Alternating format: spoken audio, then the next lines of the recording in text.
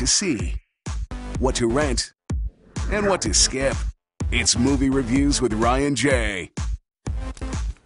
And first up today, the nationally syndicated film critic Ryan J, who's on a mission possible to tell us what's good in theaters this weekend. Hey, Ryan, we're all in black. I know. But we're not. You're not reviewing any Men in Black. No Men in Black Ladies today. in Black. No Men in Black movies. All right, Mission Impossible, Rogue Nation. Yes, it's the 5th installment in this franchise, and the stunts are so out of control. They really marketed that scene of Tom Cruise flying, hanging off of a flying airplane. Yeah. That's how the film opens. It's out of control. The audience was gasping during action sequences in this film. Wow. I found myself wiggling in my seat, trying to help Ethan Hunt, that's Tom Cruise's character, move to the left or the right, trying to help him out during the movie because it's so intense. It's Is it great. that non-stop action where you get a little tiny breather for a minute Yeah, and all of a sudden Picks chase? up again, very it's like suspenseful, that. really great. Absolutely. Okay. How do they do the stunts? I always wonder about that. It's just so well organized and choreographed. This franchise is known for doing innovative action scenes. Yeah. And the last film, which was Ghost Protocol, had Tom hanging off the side of the tallest building in the world. I think it was in Dubai or something. And I'm sure they got together and they're like, we need to top that. And they've done it, which is amazing. So it's well choreographed. There's an epic chase scene. How do you do a chase scene differently? They found a really cool way to make it interesting again. So I love these movies. So you like this? And how's Tom? Is he still on top of his game? The only thing that I find really disturbing about him is how ageless he is. Oh, yeah. Right? Okay. There he is, yeah. He looks Looking amazing. He doesn't look like he's had any plastic surgery, but he's so great. He still sprints like nobody's business. He's such a daredevil, and he's part of a great ensemble. We've got Jeremy Renner, Alec Baldwin is in this one and really good, and Simon Pegg, who is really great and gets to do a little bit more in this than he has in the previous films. Simon Pegg. Very funny. Very That funny. is cool. What about the design here? What do you think about it? It's really great. It's slick, it's fast, it's cool. I want to wear everything Tom is wearing in the movie, and it's really great. So this is one to see on the big screen. Okay. I really enjoyed this. It's just it's consistent with the franchise. See it. Excellent. Awesome. Okay.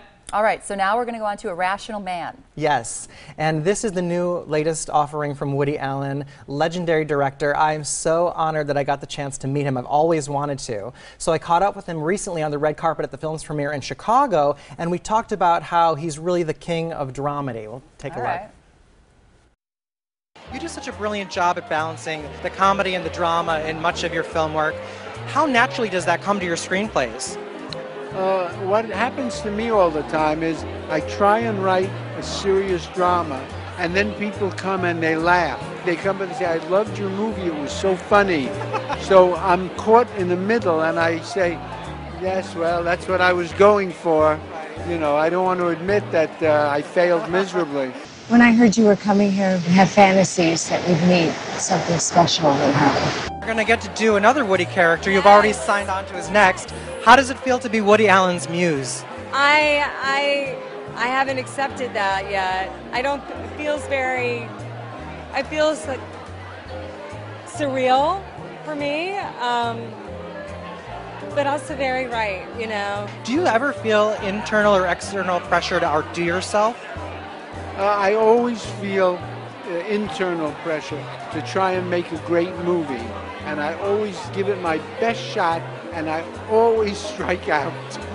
That's not true. And very humble. And sometimes people like the movie, and I'm home, and they're liking it, and I'm home thinking, oh God, they don't realize how good it could have been if only I had done a better job.